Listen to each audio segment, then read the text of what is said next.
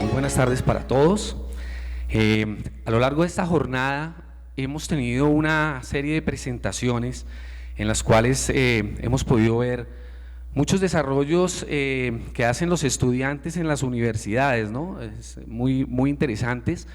Muchas investigaciones que se hacen también en el sector privado, algunas veces también el gobierno financia este tipo de investigaciones.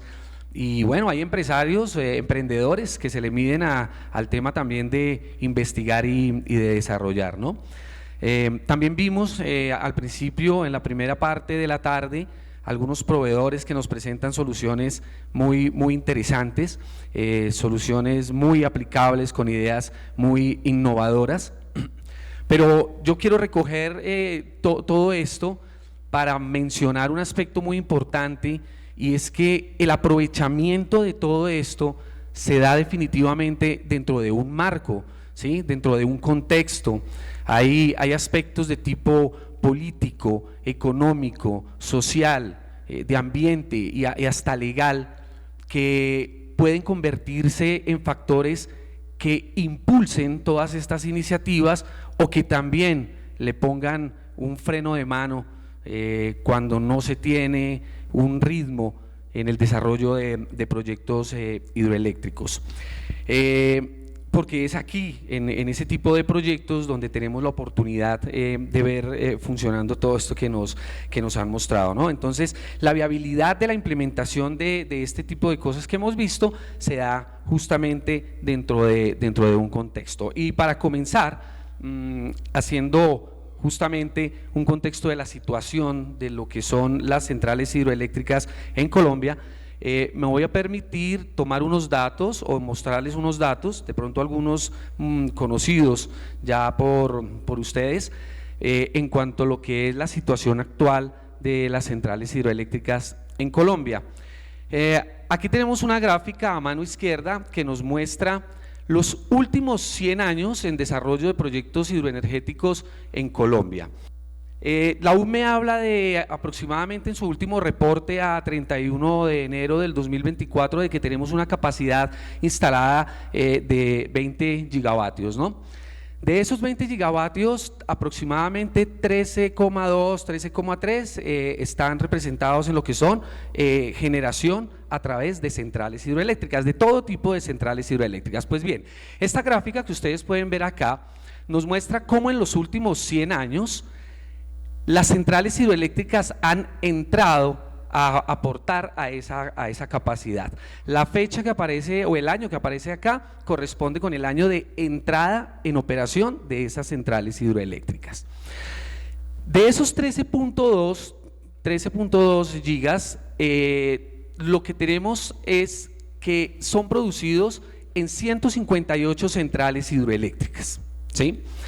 Y aquí en esta gráfica, en la parte de abajo, la línea azul, en la línea azul podemos ver cómo esa capacidad hidroeléctrica se ha aumentado, y en la línea azul clara vemos cómo aumentan la cantidad de proyectos hidroeléctricos. Y aquí me quiero centrar en una parte importante que es el primer cuadrante, tal vez el que ven ustedes aquí, el más grande.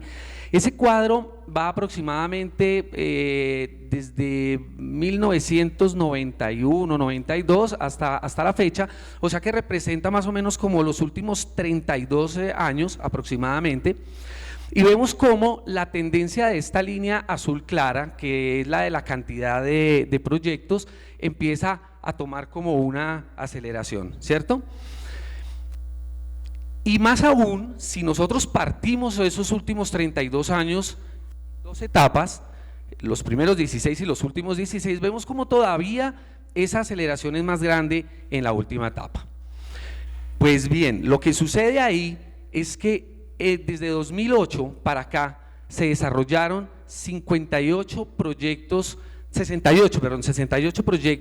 de centrales hidroeléctricas, y de esos 68 proyectos 51 correspondieron a proyectos de PCHs, ¿sí? Centrales de menos de 20 megas. ¿Por qué es importante este dato? Este dato es importante porque si de los 158 proyectos o 158 centrales que aportan esa capacidad de energía hidro, 102 son pequeñas centrales hidroeléctricas. Eso quiere decir que la mitad de ellas fue construida en los últimos 15 años.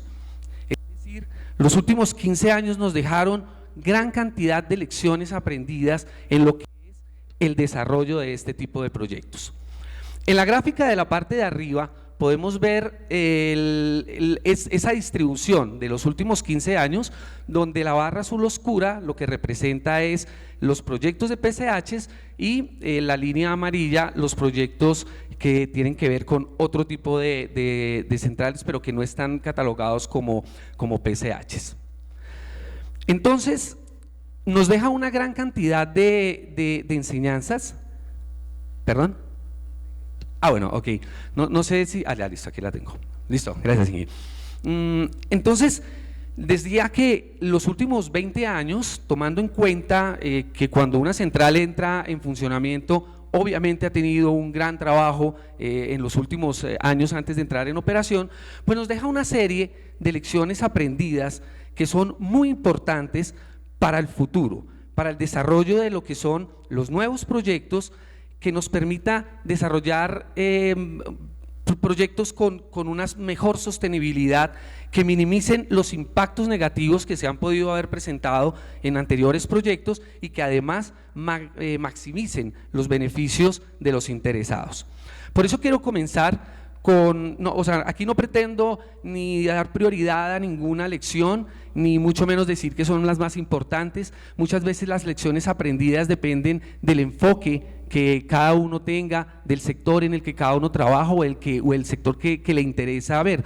Pero sí me parece que hay una serie de aspectos que son muy importantes a la hora del desarrollo de este tipo de proyectos. Y por eso quiero comenzar con lo que es el aspecto ambiental. Estos proyectos se ven fuertemente o están fuertemente apoyados en estudios de tipo técnicos, ambientales, económicos y también legales. Dentro de las licencias que se requieren para poder llevar un proyecto de estos adelante, tenemos licencias ambientales y permisos que se requieren para poder hacer tanto la generación como la construcción de las centrales. La transmisión de la energía también requiere una serie de permisos.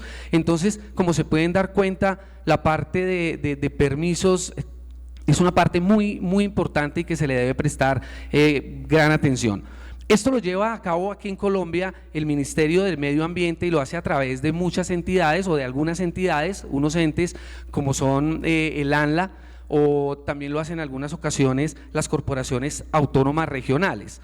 Pero independiente de quién sea el encargado de asignar este permiso, lo cierto es que dada la creciente demanda que han tenido este tipo de proyectos y dada la creciente demanda de generar energía, pues se han empezado a preocupar mucho por algunos aspectos ambientales como son la deforestación, la erosión y la afectación de los caudales de los ríos.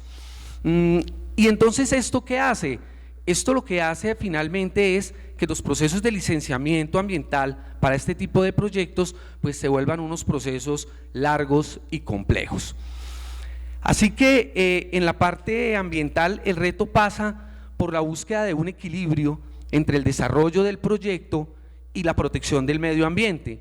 Debemos buscar la forma de agilizar los procesos de licenciamiento ambiental sin sacrificar la calidad de la evaluación de estos proyectos.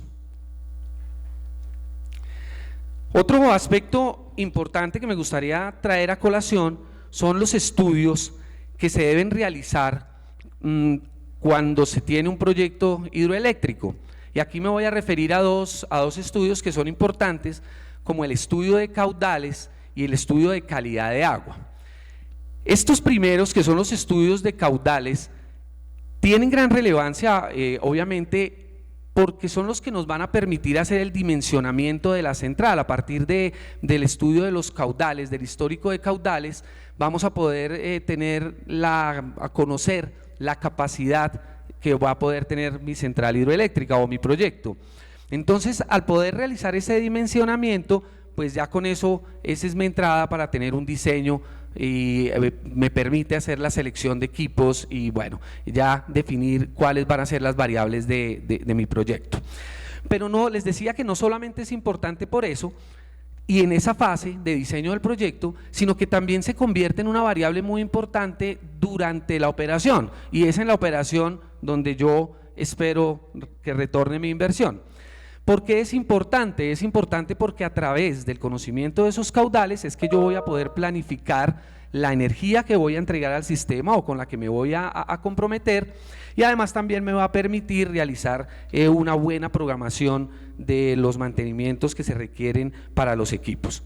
Y no es suficiente con tener el histórico de los caudales, aquí también es muy importante hacer un monitoreo de esos caudales que se convierten obviamente en la materia prima de mi proyecto, porque hay muchas causas que pueden llegar a afectar esos caudales. Tenemos factores de tipo climático, como son las sequías y las inundaciones. Si les suena muy conocido en los últimos días en Colombia, pues afectaciones del fenómeno del Niño, que traen ese tipo de consecuencias y pues que hacen que yo tenga afectaciones en el caudal de mi central. También pueden afectar actividades económicas que se hagan aguas arriba de mi proyecto hidroeléctrico, muchas veces la minería, y no importa aquí a veces si es legal o es ilegal, puede llegar a contaminar las vertientes o la zona donde yo estoy tomando el agua, y esto también puede llegar a tener serias implicaciones en mi generación. Las mismas regulaciones que a veces entran pueden llegar a afectar el modelo que yo tenía ya planteado, aspectos como por ejemplo la misma temperatura del agua, que puede llegar a afectar la eficiencia del sistema de refrigeración, y en fin, todos estos factores de una u otra manera pueden llegar a afectar la base del modelo financiero que yo utilicé para mi proyecto. El segundo estudio al que me refería es el estudio de calidad de agua, que no es más que un estudio de caracterización físico-química del agua, pero que tiene una gran importancia y gran relevancia porque me va a permitir determinar si hay partículas abrasivas, y también me va a permitir detectar sedimentos y otras características en el agua que de una o de otra manera van a afectar la calidad de mis equipos, o el estado, más bien, el estado de los equipos.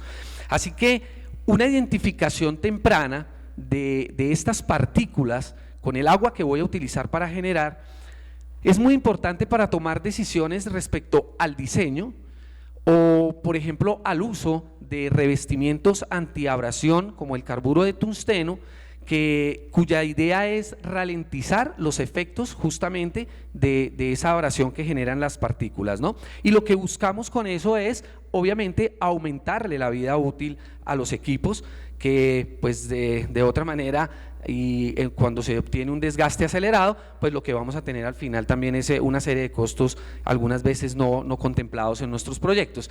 Miren aquí en la parte derecha un ejemplo de un rodete que se encuentra en un proyecto hidroeléctrico con minería ilegal, ¿no? Entonces vemos la gran afectación que tiene. Aquí tenemos otra pieza que se ve seriamente afectada. Si desconocemos este tipo de situaciones, pues lo que estamos es dejando una serie de riesgos sueltos que después nos lo pueden cobrar en el proyecto. Así que aquí la lección aprendida es ser muy riguroso, ¿cierto? Tener una rigurosidad, es ser ético a la hora de hacer estos estudios y darle la relevancia que tienen estos estudios para poder desarrollar un proyecto sostenible. Bueno, vamos a hablar también de estudios de conexión. Ya nos metemos un poquito aquí en la parte de interacción con otras entidades. Y lo que vemos es que los estudios de conexión, que también son estudios muy importantes porque son los análisis técnicos que se realizan para determinar la viabilidad de la conexión de un proyecto al sistema interconectado nacional, y que de esto es responsable aquí la UME.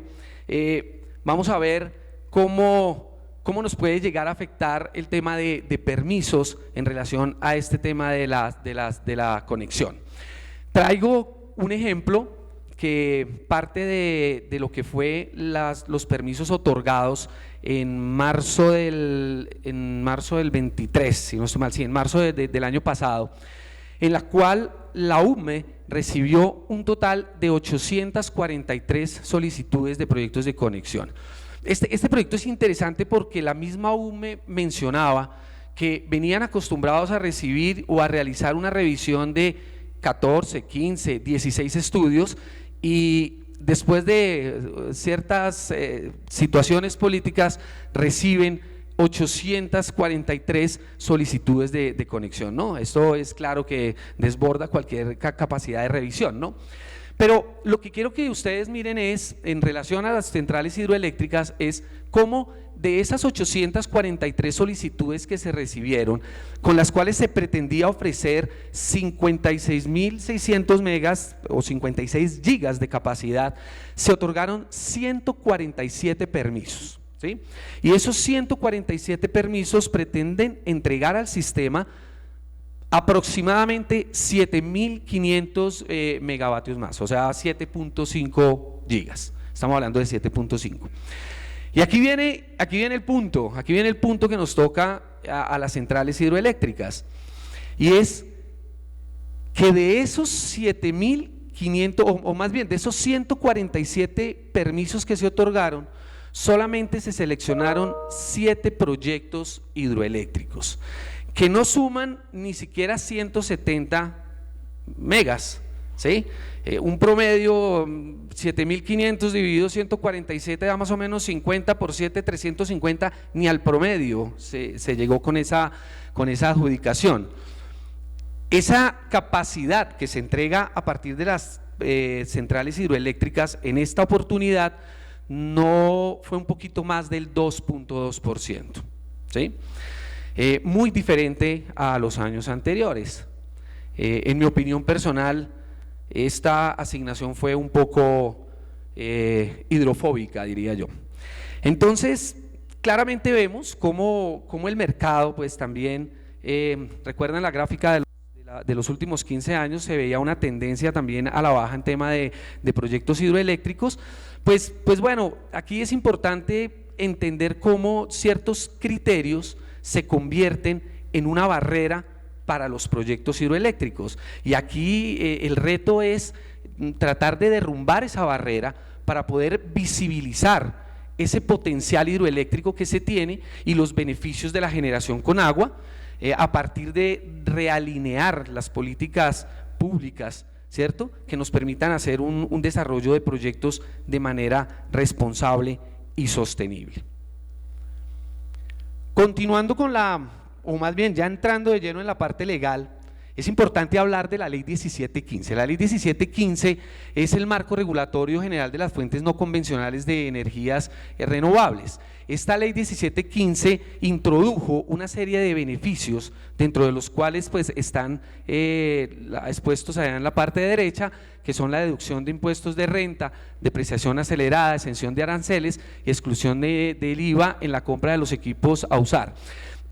Pretende dar una serie de beneficios de tributación tanto directa como indirecta, y ha sido modificada a través de la Ley 1955 del 2019, reglamentado en el decreto 829 del 2020, que lo que buscaba realmente era flexibilizar y hacer más práctica la aplicación de esas leyes 1715. Después otra vez vuelve a ser tocada con la ley 2099, de la que hablaron también hace un ratico, la ley de transición energética.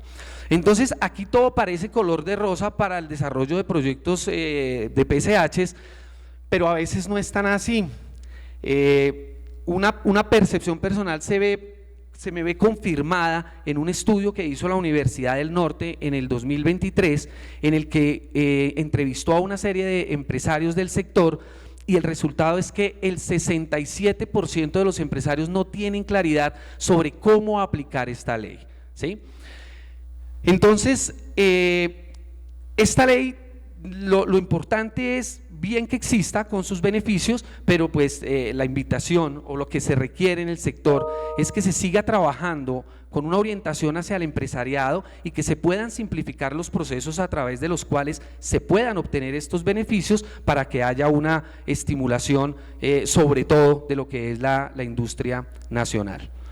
Voy a pasar rápidamente aquí en un tema que es el RETI, porque me imagino que para ustedes es mucho más claro, pero quiero señalar algunos aspectos del RETI y cómo afecta esto en el desarrollo de los proyectos hidroeléctricos.